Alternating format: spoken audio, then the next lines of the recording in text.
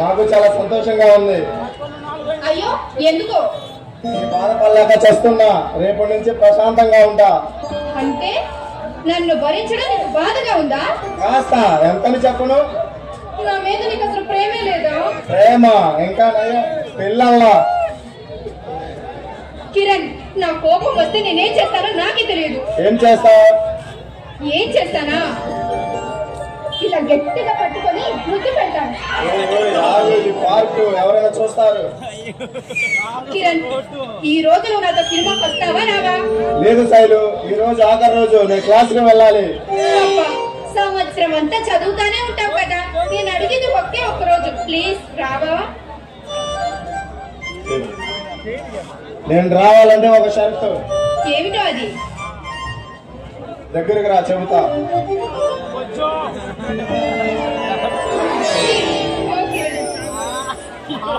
శైలు, ఇంటికి నాకేం చేయాలనుకుంటున్నావు? నేనా?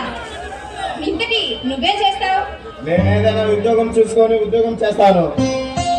నేనైతే మన ప్రేమ విషయం మా నాన్నగారికి చెప్పి పెళ్లికి ఏర్పాటు చేస్తాను. నేను ఎవరినని చెబుతావు?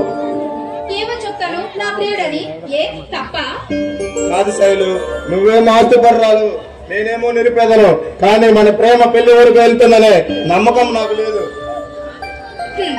ఈ ఆస్తి అంతస్తులు నాకేవి అక్కర్లేదు. అయినా అందం,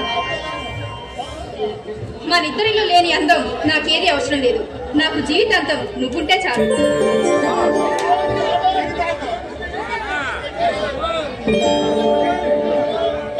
శైలు, ఈ దేశంలో ఎంతో మంది ప్రేమికులు ప్రేమించుకున్నారు, కానీ పెళ్లి చేసుకోలేదు. కానీ నేను చిన్నతనం నుండి అనాథ శరణాలయంలో పెరిగాను. ఏ అడ్రస్ లేని వాడిని నువ్వు పెళ్లి చేసుకుని సుఖపడేదేముంది శైలు?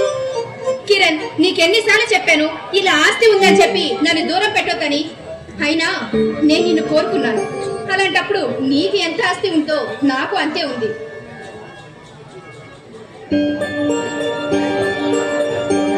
ఏంటి శైలు?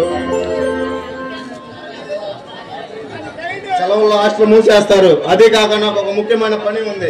ఆ పని పూర్తి చేసుకుని వస్తాను. ఏమిటా పని? నవ్వుతూ తిరిగే నాలో ఒక శివాలయం దాగి ఉంది. సుమారు 20 సంవత్సరాల క్రితం నా కుటుంబాన్ని సర్వనాశనం చేసిన చక్రవర్తిని చంపితే గాని నా పగ చల్లారదు. కిరణ్, నీలో ఇంత విషాదం ఉందని నేను అసలు ఊహించలేదు.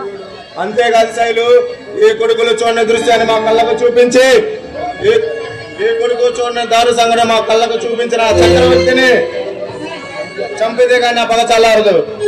ఆవేశపడకు కిరణ్, అయినా పని ఎలా పట్టుకుంటా?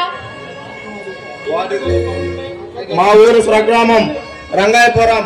వాడు తప్పక ఆ ఊళ్ళోనే ఉంటాడు. కిరణ్, సరే, నీవన్నట్టే చేద్దాం. అవును శైలు, నా ఈ పోరాటంలో నాకేదైనా జరిగితే. కిరణ్, ఇక అలా మాట్లాడుకు. నీకేదైనా అరిగితే నేను తట్టుకోలేను. నువ్వేమైనా అయిపోతే నేనేమైపోవాలి?